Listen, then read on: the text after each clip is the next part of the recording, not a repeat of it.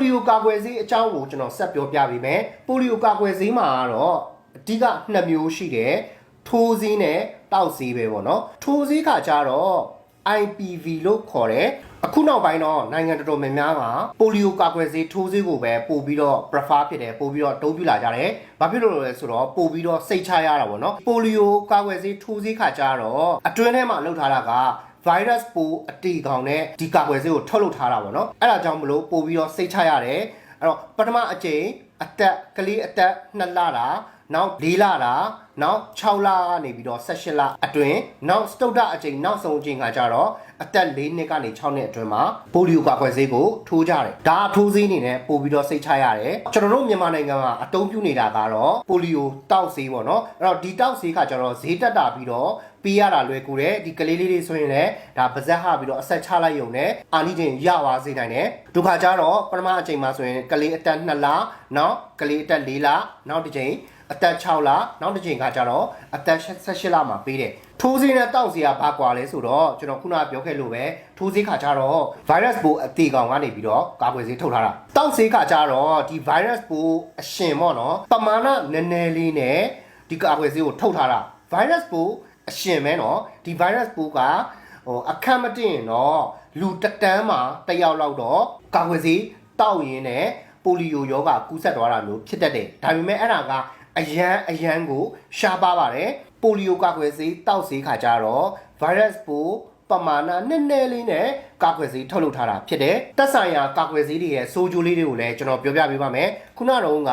ပိုလီယိုကာကွယ်ဆေးထိုးဆေးခါကြတော့တော်တော်လေးကိုစိတ်ချရတဲ့အချိန်မှာပါတယ်သူကဘေးထွက်ဆိုးကျိုးတွေကလည်းတိတ်မပြင်းထန်မင်းနဲ့ယာယီလောက်ပဲဖြစ်တယ်ပေါ့နော်ထိုးထားတဲ့နေရာမှာနာကျင်တာတွေရောင်ရမ်းတာတွေဖြစ်လာတတ်တယ်ဖျားနာလာတာတွေလည်းကာကွယ်ဆေးထိုးပြီးတော့ဖြစ်လာတတ်တယ်ပြီးရင်ကလေးငယ်တွေမှာဆိုရင်လည်းကြီးကြတာမျိုးတွေဖြစ်တတ်တယ်ပေါ့နော်အရန်ရှားပပအနေနဲ့ပြင်းထန်တော့ဖြစ်တယ်ရှားပပအနေနဲ့ခါကြတော့ဓာတ်မတည့်တာတွေဖြစ်တတ်တယ်ဒါအရေပြားမှာအင်ဂျင်ထားတယ်တက်ရှူကြက်တာတွေအရေပြားရားတာတွေဒါတွေတော့ဖြစ်လာတယ်ဒါပေမဲ့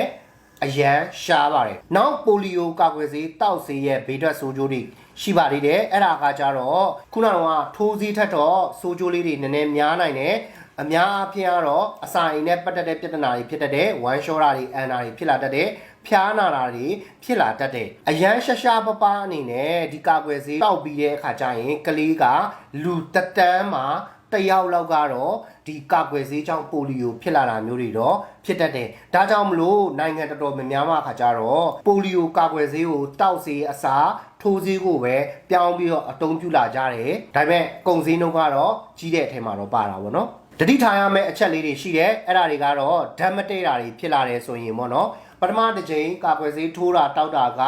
ဓာတ်မတည့်တဲ့လက္ခဏာတွေပေါ်လာတယ်ဆိုရင်နောက်တစ်ချိန်ဒုတိယအချိန်တွေမှာမထိုးတက်မှာဘူးမတောက်တက်မှာဘူးပြီးရင်ကိုခံအားနည်းနေတဲ့လူတွေဆိုရင်တော့ဒီ HIV ယောဂတွေကင်ဆာယောဂတွေဆိုရင်တော့ကိုခံအားအရန်နည်းနေတဲ့အတွက်ကြောင့်မလို့တောက်ဆေးကိုမတုံးတင်ဘူးထိုးဆေးတွေကိုပဲတုံးဆွဲတက်နေပေါ့နော်ကာကွယ်ဆေးထိုးပြီးတော့ဘယ်အချိန်မှာဆရာဝန်ပြတင်တယ်လဲဆိုတာလည်းတည်ထားဖို့လိုတယ်ကလေးကအ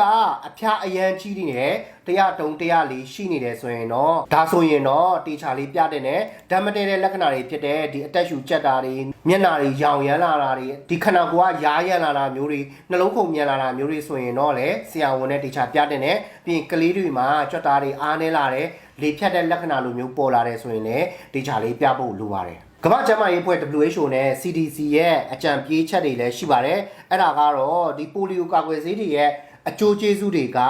ကဘေးထွက်ဆိုးကျိုးနဲ့ရှင်လိုက်မယ်ဆိုရင်ကောင်းကျိုးတွေကအရန်ကိုများပါတယ်ဘေးထွက်ဆိုးကျိုးဆိုတာလူတန်းပေါင်းများစွာတွေမှာတယောက်နှစ်ယောက်လောက်ပဲဖြစ်တာပါဒါကြောင့်မလို့ကာကွယ်ဆေးကိုကလေးတိုင်းမှာမဖြစ်မနေထိုးတင်တယ်တောက်တင်တယ်လို့ပြောပါတယ်အနာဂတ်မှာတော့ဒီကာကွယ်ဆေးတွေကိုအရေပြားမှာလက်မောင်းမှာကက်ရုံလောင်းနဲ့ကာကွယ်ဆေးရဲ့အာနိသင်ရအောင်လုပ်နိုင်ဖို့ကြိုးစားနေကြတယ်ပြီးရင်ကာကွယ်ဆေးထိုးဆေးကိုလည်းဒီထက်ပိုပြီးတော့ဈေးအများကြီးတက်တာလာအောင်လဲစူးစမ်းနေကြတာဖြစ်ပါတယ်ထိုးဆေးကကျတော့ virus ပိုးကနေပြီးတော့ယောဂအဖြစ်မပြောင်းနိုင်တော့ဘူးလीနော်ဒါကတော့အနာဂတ်မှာဖြစ်လာနိုင်တဲ့ညှို့မှန်းချက်လေးတွေပေါ့နော်အဲ့တော့ကျွန်တော်ဒီမှာပြောခဲ့တာကပိုလီယိုကာကွယ်ဆေးမှာ2မျိုးရှိတယ်ထိုးဆေးရှိတယ်တောက်ဆေးရှိတယ်ထိုးဆေးရဲ့ဆိုးကျိုးတွေကဘာတွေရှိလဲတောက်ဆေးရဲ့ဆိုးကျိုးတွေကဘာတွေရှိလဲအဲ့ဒါပြီးတော့ WHO ကနေပြီးတော့ပြောထားတယ်ကာကွယ်ဆေးဆိုးကျိုးဆိုတာကကောင်းကျိုးနဲ့ရှင်လိုက်တယ်ဆိုရင်ဘာမှတော့မဟုတ်တော့ပါဘူးအနာဂတ်မှာလည်းဒီကာကွယ်ဆေးတွေကိုဒီထက်ပိုကောင်းလာအောင်လုပ်ပေးဖို့လည်း စူးစမ်းနေကြပါတယ်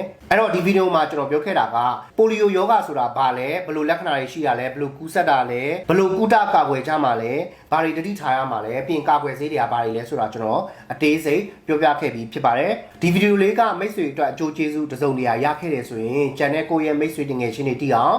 share ပေးပါဦးဒီထိကြည့်ပေးတဲ့အတွက်ကြောင့်မလို့လည်းကျေးဇူးတင်ပါတယ်မင်္ဂလာရှိတော်နေ့လေးဖြစ်ပါစေဘေးကင်းကြပါစေ